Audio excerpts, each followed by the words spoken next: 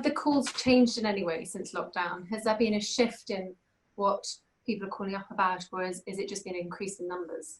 There's definitely been a shift that I've noticed. I don't know about you guys. I think there's, like we were saying earlier on, there feels like for everybody there's been a pause in life for all of us. You know, school stopped, we're not going to work, celebrations have been postponed. But for so many people that aren't in very happy homes, you know, they've strained relationships with parents or loved ones, and there's levels of abuse that are present in the home. Coronavirus hasn't stopped that for those guys, and actually they haven't got the space to escape to where they would have normally, be that their school, you know, teachers that they confided in, friends' houses, etc. So that seems to be really exacerbating the problems that people were probably experiencing pre-lockdown, but they've been made worse by that. I've definitely seen an increase in conversations of that type since the lockdown began. So we've had some frontline workers who have been responding kind of about the worries about lack of PPE, about the pressures of it, about the effect that it's having on their colleagues, even the stress of actually some people have had to make that really difficult decision between helping the public by continuing to do their job for the NHS or seeing their families. And loads of great and really brave people have actually chosen to not see their families and to actually do their really hard work and support the NHS and all of us.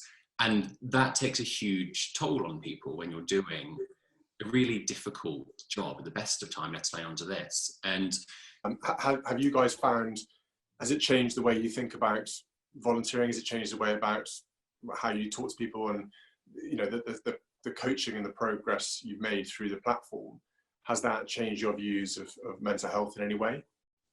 I would say that it's actually made me value Shout more, just because of how accessible the volunteering is.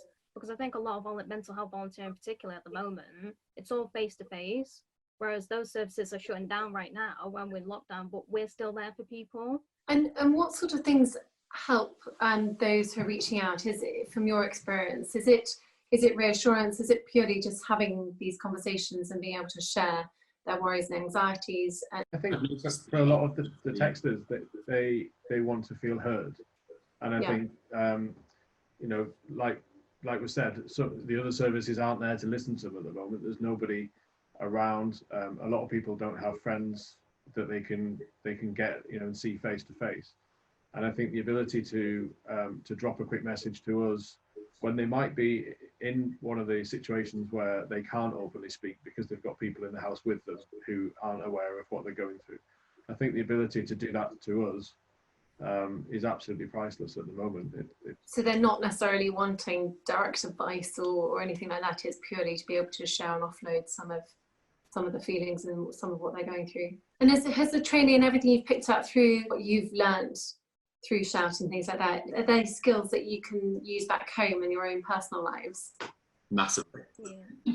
Always. A much better listener, a better friend, a better partner, probably a better employee and colleague as well.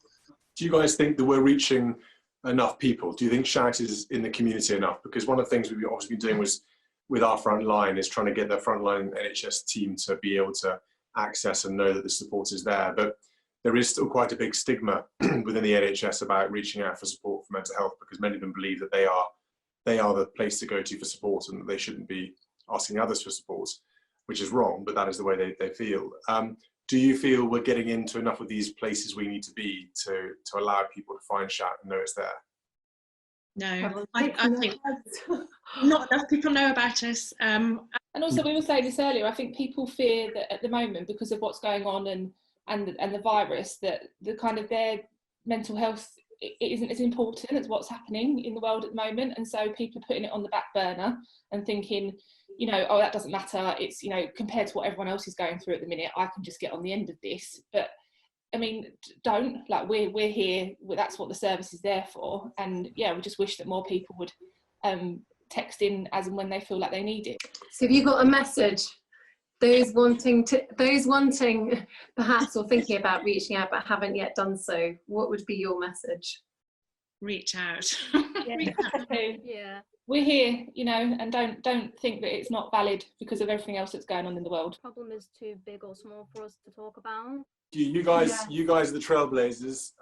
So you guys have been doing a fantastic job and keeping Shout moving forward. So well done, and thank you for all your hard work. We really appreciate it.